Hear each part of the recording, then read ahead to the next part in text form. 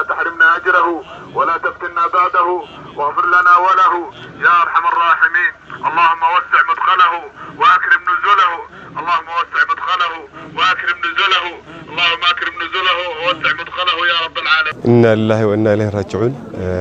waxaan ku sugannahay aaska Sheekh Cabdinaasir, sheekha Ilaahay ha u naxariisto dhammaanteen samir iimaan Allah inaga siiyo.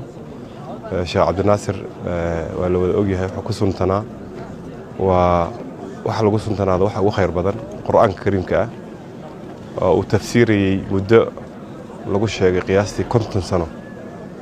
marka 50 sano oo tafsiirka akhriyay waad garan kartaan ummadda Soomaaliyeed iyo ummadda Islaamka ee ka faa'iideysatay sheekhaas tafsiirkiisa.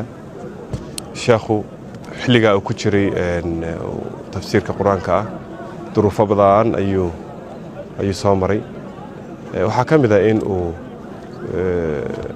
ka halgamay in la joojiyo tafsiirkaas Qur'aanka waqtiyo badan la isku dayay.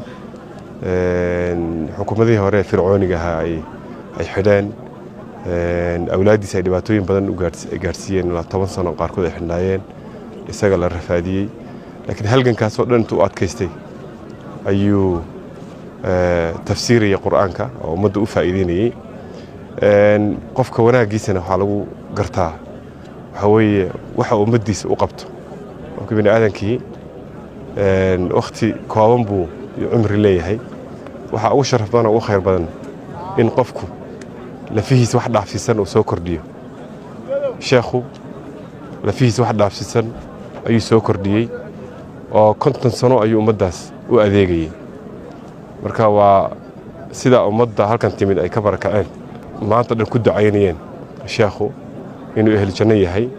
ilaahayna carabka ummadda u ducaynaysa inuu ehel janno yahay qiraysa ugu ducaynaysa inuu u raacayo ayaan anaguna ku ducaynaynaa.